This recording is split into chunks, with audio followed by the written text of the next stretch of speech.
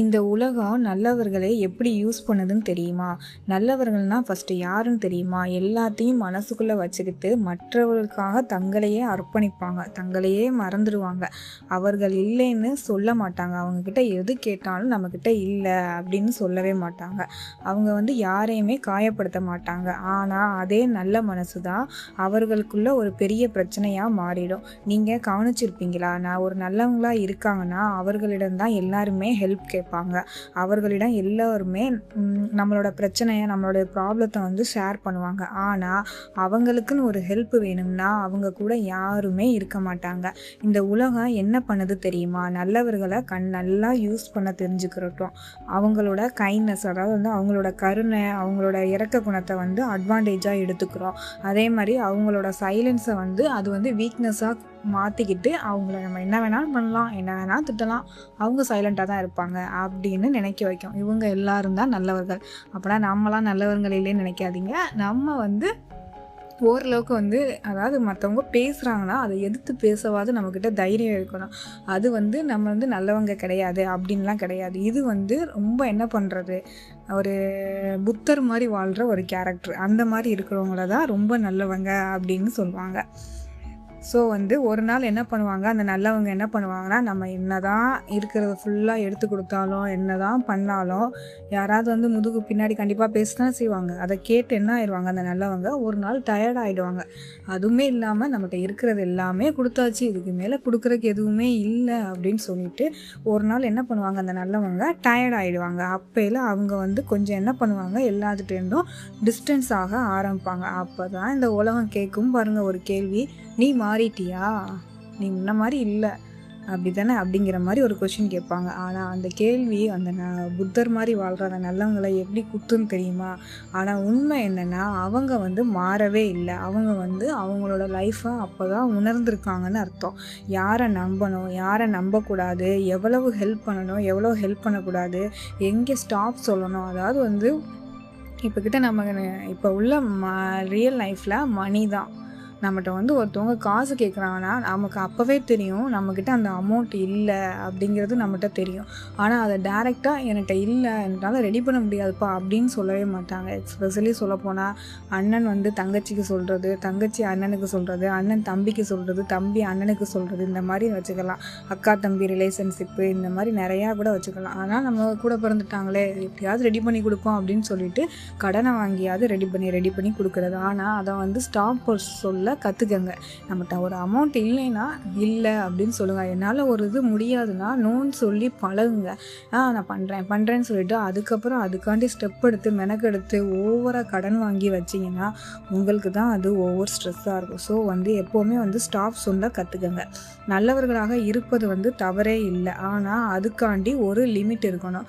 First நீங்கள் உங்களை protect பண்ணிக்கணும். உங்கள் வேல்யூவை நீங்கள் தான் ரெஸ்பெக்ட் பண்ண ஆரம்பிக்கணும். நினைவில் வைங்க, எல்லாருக்கும் நம்மளால் நல்லவங்களாக இருக்க முடியாது. நம்மளை படித்த கடவுளே எல்லாத்துக்கும் நல்லவங்களாக இருக்க முடியாதப்ப நம்மளாம் சாதாரண மனுஷங்க தான்.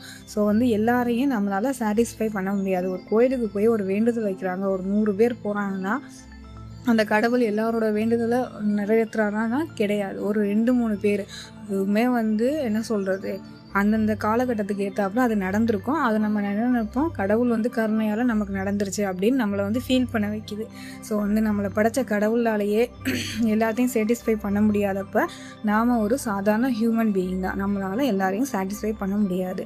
ஸோ ஒரு பாயிண்ட்டுக்கு அப்புறம் இல்லைன்னு சொல்ல கற்றுக்கங்க. உங்களை ஃபஸ்ட்டு ப்ரியாரிட்டியில் வைங்க. அப்போ தான் நீங்கள் மற்றவங்களுக்காக யூஸ் ஆக மாட்டீங்க. நீங்கள் ஸ்ட்ராங் ஆவீங்க. நல்லவங்களாக இருங்க, தப்பு இல்லை. ஆனால் மற்றவங்களுக்காண்டி உங்களை நீங்கள் இழக்காதீங்கன்னு நான் சொல்கிறேன். ஸோ இந்த வீடியோ உங்களுக்கு பிடிச்சிருந்துச்சுன்னா லைக் பண்ணுங்கள். உங்கள் எக்ஸ்பீரியன்ஸை கமெண்டில் ஷேர் பண்ணுங்கள். இன்னும் இப்படிப்பட்ட உண்மை வீடியோஸ்க்காண்டி என்னோடய கீர்த்தி ரியல் டாக் யூடியூப் சேனலை சப்ஸ்கிரைப் பண்ணுங்கள் மக்களே. சப்ஸ்கிரைப் பண்ண மறக்காதீங்க. உங்கள் மன ஆறுதலுக்கு இந்த மாதிரியான வீடியோலாம் எனக்கு வந்துக்கிட்டே இருக்கும். எக்ஸ்பெஷலி இந்த மாதிரி புத்தர் மாதிரி ரொம்ப தனக்குன்னு எதுவுமே இல்லாமல் வாழ்கிறவங்க கடைசி வரை தயவு செய்து கல்யாணம் பண்ணாதீங்க. அந்த பொண்ணோட வாழ்க்கையை கெடுக்காதீங்க, சரிங்களா? ஏன்னா நீங்கள் என்ன பண்ணுறீங்க, கல்யாணம் பண்ணிட்டு வந்த பொண்ணோட லைஃப்பை வந்து யோசிக்கவே மாட்டீங்க.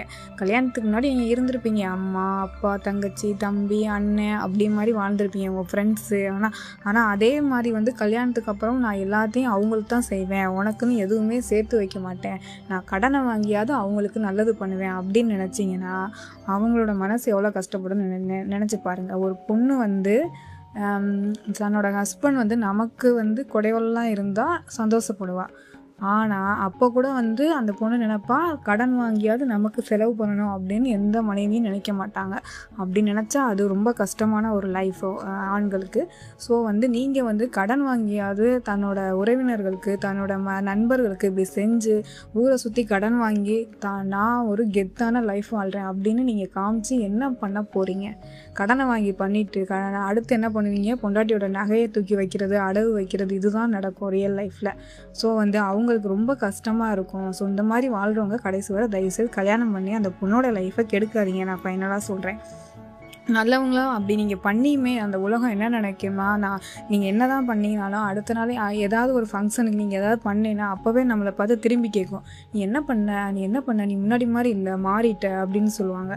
நம்ம சாகுற வரைக்கும் அவங்களுக்கு ஏதாவது பண்ணிக்கிட்டே இருந்தால் தான் நாம் அவங்களுக்கு நல்லவங்களா தெரியும். அதுக்கு நீங்கள் உங்களோட ரியல் லைஃப்பை வாழ்ந்துட்டு போயிடலாம். சரியா? ஸோ அதனால் வந்து நான் என்ன சொல்ல வரேன்னா, அவங்களால முடியுதா செய்யுங்க, தாங்கிட்ட இருக்கா செய்யுங்க, தாங்கிட்ட இல்லாதப்ப கடன் வாங்கியாவது செய்யணுங்கிற அந்த மைண்ட் செட்டை விடுங்க தயவுசெய்து.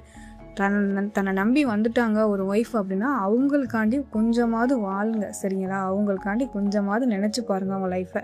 ஸோ இந்த மாதிரியான ரியல் லைஃப் டாக் வந்து உங்களோட லைஃபோட கனெக்ட் ஆகிருந்துச்சு, நீங்கள் ஏதாவது வந்து இந்த மாதிரியான கஷ்டங்களை அனுபவிச்சிருக்கீங்க, ஆமாம் நான் நல்லது செஞ்சு இன்றைக்கி வந்து தனியாக நிற்கிறேன், நான் வந்து இன்றைக்கி வந்து ஒரு ஏமாளின்னு பேர் வாங்கி நிற்கிறேன், நான் என்ன செஞ்சாலும் என்ன செஞ்சிருந்தா இந்த உலகம் என்னை கேட்டுச்சு அப்படின்னு நினச்சிங்கன்னா உங்களோட மன ஆறுதலுக்காண்டி கமெண்ட்டை என்னோட வீடியோ செக்ஷனில் போடுங்க. இந்த மாதிரியான மன ஆறுதல் வீடியோக்காண்டி என்னோட கீர்த்தி ரியல் டாக் யூடியூப் சேனலை சப்ஸ்கிரைப் பண்ணுங்கள், லைக் அண்ட் கமெண்ட் பண்ணுங்கள்.